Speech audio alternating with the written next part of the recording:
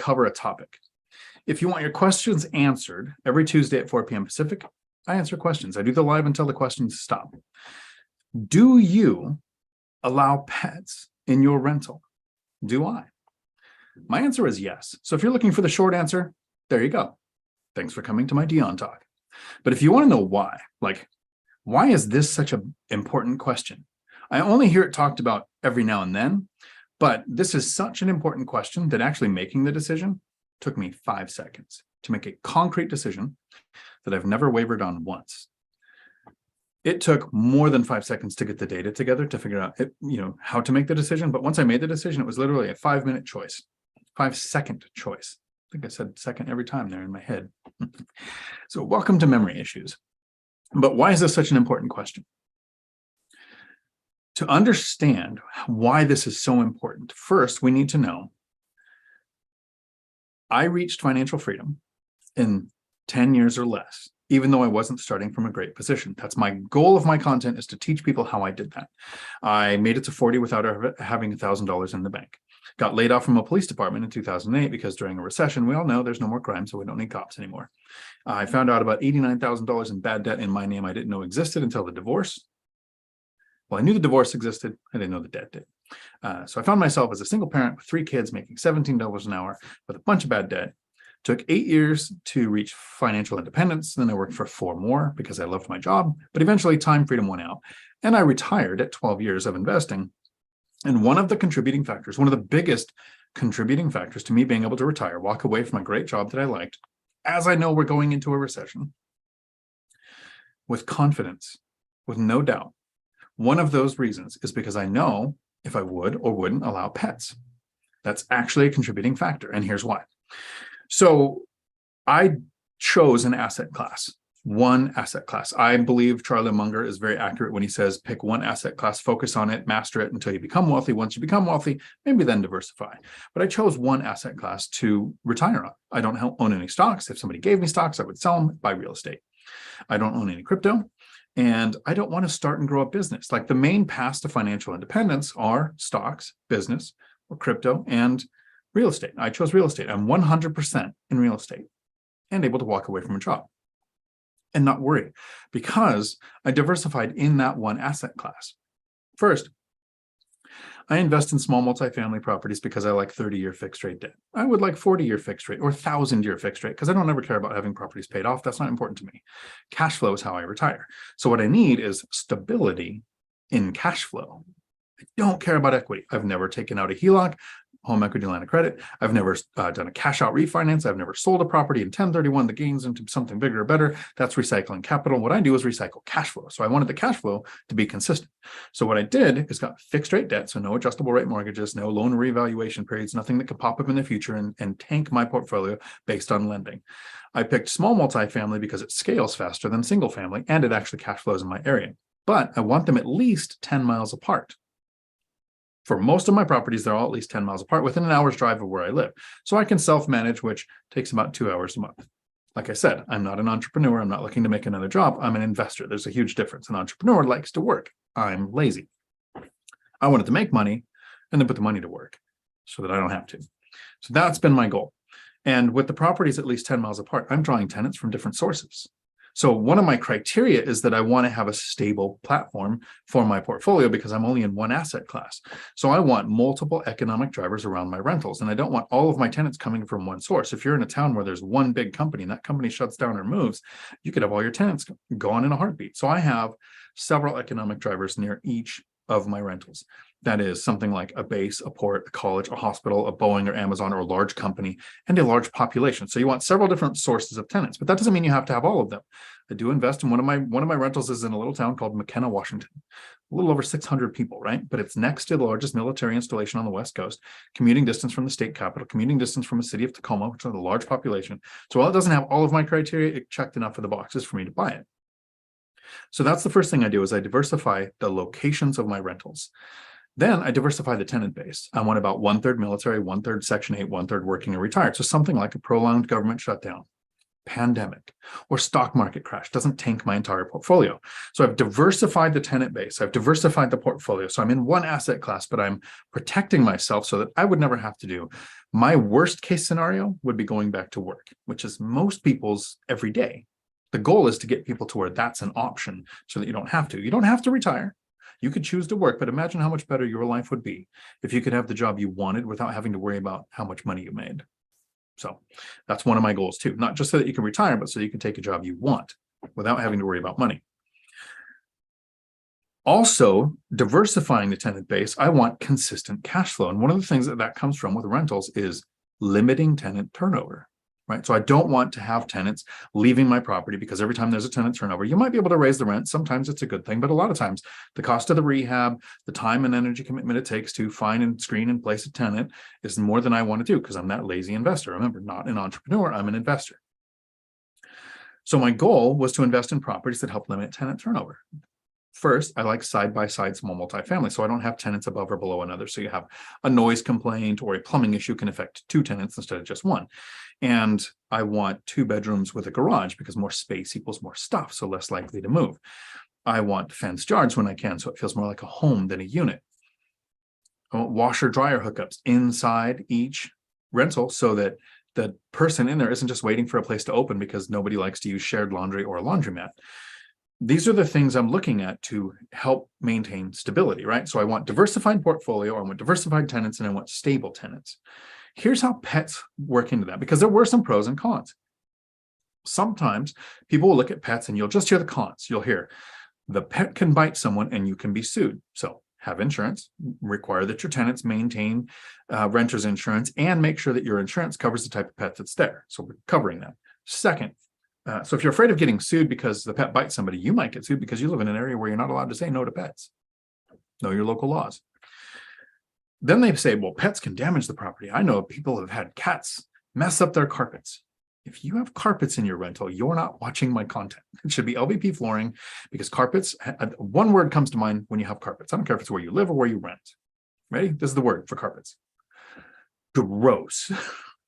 Having taken carpets out of clean units to put in LVP and seeing what's under spotless carpet is gross to think that that's where people live. So I'm not a carpet fan. Okay, so yes, pets can do damage, but you'll hear everybody who's ever made a video on should you or should you not allow pets into a rental will always say, and this is my experience too, kids will do way more damage than a pet ever will, period. So those are the cons, the biggest ones that come up. There might be more, maybe people have an allergy or whatever. So if you're doing by the room, yes, so there might be reasons why you don't have pets. I totally get it. Like there are reasons you can have an LLC, longer list of reasons why I don't, right? So here's the cons. The things that once I realized this is what made me take 5 seconds to go, yep, this is why I allow pets. So if you stayed past the original short version answer at the beginning of me allowing pets, here you go. First, I want my properties to be attractive to the largest group of people. More demand on limited supply means I can charge more. And about half the people have pets. So if you want to eliminate in one swath just half the renters that you could possibly have, good job not allowing pets. So you've decreased the demand on a limited supply. So you're still going to be able to charge rent, but not as much as I can. And that's just the rent portion. So pets can do more damage, or pets can do what's not considered more damage, but they can do what's considered pet damage. So the trim around a door possibly getting chewed by an animal trying to get out of a certain room. Yes, it's going to cost me $25 to fix. It's terrible. It's the end of the world. They might even mess up the whole door. So now it's $125 to replace an interior door. So you have a pet fee. Know your local laws if you're allowed to charge for pets or not. In my area, you can do pet deposits. And anytime you use the word deposit, by definition, legally, it's refundable. So if you say non-refundable pet deposit, you're going to be refunding that if the tenant knows what they're doing, and you end up in small claims court. So it's a non-refundable pet fee, and then a monthly pet fee. Increasing the risk of damage by having a pet means I'm going to incur more risk, which means I'm going to incur more income, so higher rent and pet fees. So that gets rid of the pet damage, which I've never actually seen. I've never seen pets damage in it. I've seen kids trash things. I actually have a tenant in place where I went there one time to do something, and all 3 interior doors had holes punched through them with tape over them. And I said, wow, these doors are all messed up. You want me to replace these? And she said, oh, no. they'll just break them again. When I move out, use the deposit, replace them then. And then about 2 months ago, she hired someone to put in doors, and so I don't have to worry about that. But kids trash places, pets don't. You can't discriminate against kids, so I'm not going to discriminate against pets. You can have reasons why you don't want pets, but here's my pros list. So more demand, limited supply, higher rents, pet fee, right? I buy places because they have a washer dryer inside them, and they have more space for more stuff, and they have good parking, because I want to limit tenant turnover. I want fenced yards so it feels like a home instead of a unit, right? I want limit tenant turnover. If there's limited places that a person with a pet can rent, they're less likely to leave your unit, have more demand on the person moving into your unit, and then they don't want to move. And also, not only is it a limited place that a lot of places don't allow pets, so they don't have a lot of options on where to move, but second, moving a pet, even if the human moves with the pet, is a pet relocation, and people don't want to do that. If you're like me, I am a Graham Stephan fan. I watched his content from 2017 to 2019 pretty religiously, and then he really blew up. He got into more reacting videos and more, millennial money stuff. But every now and then he puts out a core video on the fundamentals of finances, and I still watch that. He's got some great videos, older content to send to younger viewers on how to fix your credit, how to start financing, or your financial education. So great content. Recently, he did a video talking about Shelby Church's Airbnb. And I'm not going to put it in here because I don't want to be demonetized and use a clip from someone else's video or something. But in the video, talking about how her Airbnb is potentially losing a little bit of money, one of the solutions, watch it, it's around the 10 or 11 minute mark, is she goes, we didn't allow pets for a year. We weren't getting a lot of attention. So now we allow pets. And hey, look at this. It's better now. More demand, pet fees, less tenant turnover. And the main one that I never hear anybody talk about, this is the one that matters the most to me. I never, ever have to deal with the emotional stress of wondering, do I have a tenant with an emotional support animal? Or do I have a tenant who did a 5-minute Google search for a fake emotional support animal form? Because I allow pets. Yes, if they have an emotional support animal form and it's fake, you might not be able to charge your pet fee or your monthly pet fee. So know your local laws, right? So you might lose out on a little bit of money if you have a creative tenant going online and lying, or if they actually have an emotional support animal. I don't care, because I don't have to make the determination of allow or not allow a tenant based on pets, maybe the fee, but those are the main things. Let me know in the comments below. Do you let pets in your rentals? When you own a rental, will you allow pets? Do you care about things like tenant turnover? The most recent example of this, I see Facebook, BiggerPockets, comments where people go, should I allow pets in my rentals? And there's always a bunch of comments. But the most recent one was the landlord saying, one of my tenants got their kid a pet. I don't allow pets in my rentals. What do? That was the post. The comments were amazing. Kick him out, evict him, breach of lease. Like, oh, I just went down the long list of, wow, these people are the literal Grinch who stole Christmas. So my mindset says, if you have that situation, you, the landlord, I want you to go in person. Even if you have property manager, just go in person. Find a 6-year-old little Timmy or little Susan and go. You can't have this pet. If you have this pet, your parents are going to lose their house. I'm going to put this pet in a bag and take it with me. And you can never have a pet. Do that. See how well you sleep that night, thinking that kid can't do that. Yes, there are other solutions. You can kick them out. You can evict them. You can say this is a breach of lease. You have to get rid of the pet. Or you can be human and say, go to the person and say, look, you're messed up. You're taking advantage of me. You have a pet here. I said there's no pets. So here's your pet fee and your monthly pet fee that you're now going to start paying because you have a pet. Something I'll never have to think about because I allow pets. In the comments below, let me know what you think. And again, thank you everybody who came today to hang out with me on this live stream. This was something that when I saw the Christmas post, I wanted to do this, but I figured if I did it in an edited video, I would take all the emotion out and you wouldn't hear how ridiculous it is for me to think you're going to tell your tenants who bought their kid a pet that they can't have one. I wouldn't have put the video out. Well, I probably would have, but not today. If you want your questions answered in a live stream, all about financial freedom, financial independence, doing it the lazy way, Tuesdays, 4 p.m. Pacific. And I do answer questions. Anytime you want to email me, I will put my email in the chat. feel free to email me with questions. I will answer questions during that live stream, but I see one here at the end that I'm just going to have to go through, and there's probably some good ones, but one caught my eye here at the end.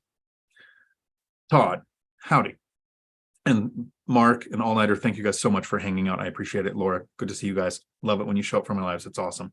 But here's the question from Todd.